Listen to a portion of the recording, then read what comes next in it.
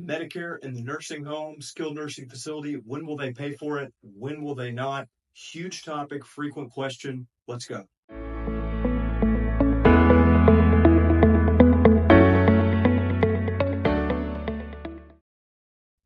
Hi, I'm certified elder law attorney Zach Anderson, and here to talk to you today about Medicare, rehab, in the nursing home. We get this question all the time. The rules are not terribly intuitive, so you're going to walk out of this video, figuratively speaking, you're probably sitting down, but you're going to walk away from this video being more knowledgeable and more empowered, at least I hope you are, about this concept. So let's start with the rule, and then we're going to go through the days of what traditional Medicare covers, okay? This will be mostly applicable to Part C, that's Medicare Advantage as well, but we'll probably stick to traditional Medicare, but no, it's going to be similar.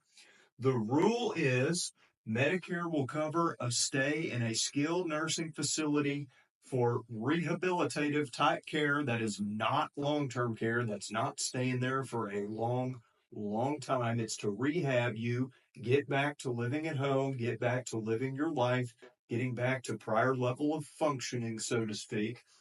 And it will do so, Medicare will pay for a stay in the SNF if you go into the skilled nursing facility, sometimes called SNF, within 30 days of a qualifying hospital visit, which is defined under the rules as a 3 midnight stay in the hospital. It's also defined as a 3 midnight stay in what we call inpatient status. And I've noted here that means not observation status.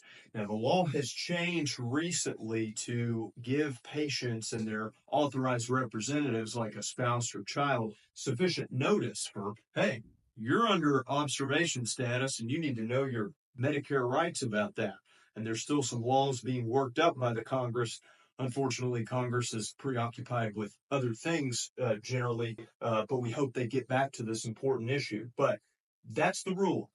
Going into a skilled nursing facility for rehabilitative type care within 30 days of a 3 midnight hospital stay in inpatient status that is not observation status.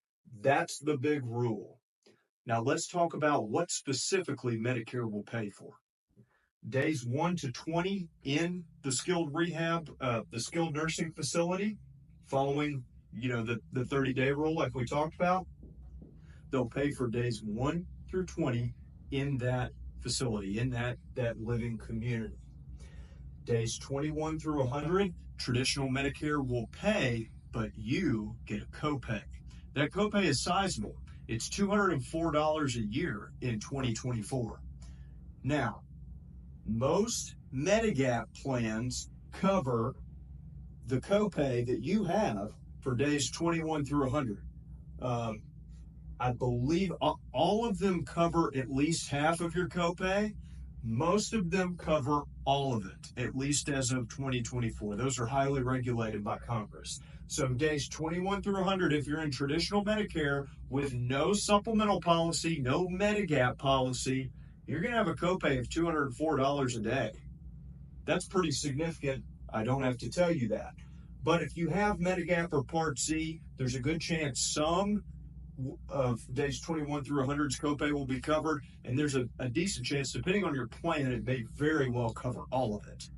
Here's the big kicker, and it's why it's outlined in red on my chart here. By the way, this is the best handwriting you'll ever see me do. That's how important this concept is. It really is.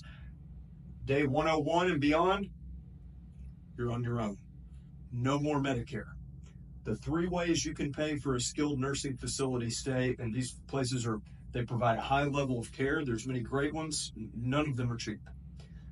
Long-term care insurance, Medicaid, and you write a check. Those are the 3 ways you can pay after day 101.